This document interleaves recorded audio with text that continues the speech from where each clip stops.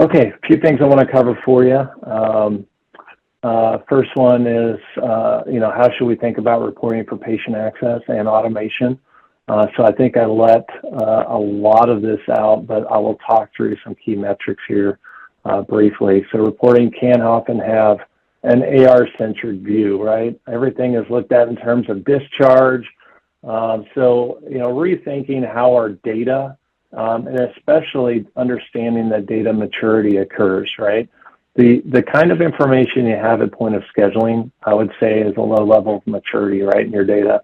And then as you pre-register that patient, or as you do the financial clearance, or as you do the estimate and the auth, the data in your EMR, in your host system, is going to continue to mature. Ideally, at the point of registration, you're at peak level of data maturity at that point when you register that patient, or if they're in-house, before discharge, of course.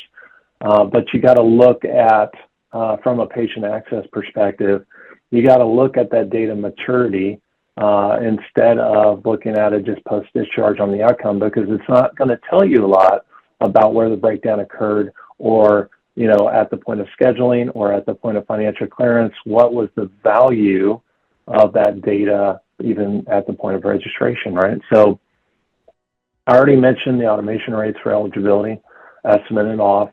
What's critical, though, is just as a reminder, don't forget about the rejections. The rejections are where you want to spend the work. It's great knowing what your automation rates are, but the rejections are key.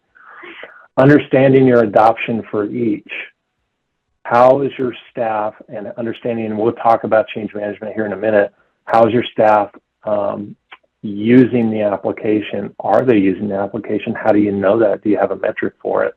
There's lots of creative things that we've done around this, especially at the employee level, team member level. We certainly can measure by team member, by day, by time. So we know when the automation kicked off, day and time, and then if it's manual, we know when the team member did the work, day and time, right? So some basics about who's doing what, when, and why. We even have some creative reporting around if the task didn't get done. Let's say you had an authorization on a complex claim that didn't get done. You don't have any work effort, at least documented for it. We even have reporting where we can look at who last touched that account, right? So we can understand, have a conversation about, hey, you last registered this account. What happened? Why don't we have an authorization? What's going on here? So you can address that early on. Also, one thing I learned with auth automation is understanding what your quality split is between automated inventory and non-automated inventory. And this is how I compare my denials as well.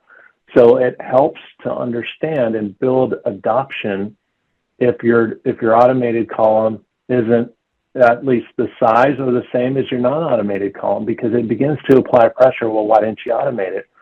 Well, we didn't get the CPT codes. Well, why didn't we get the CPT codes? Well, scheduling didn't put it in. Okay, why didn't we get it at scheduling, right? You get how this story goes, right?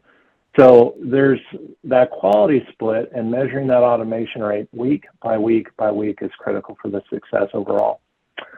And then lastly, don't forget about exceptions. Those are critical. That's where, you got to roll up your sleeves and get, some solutions put in place for that.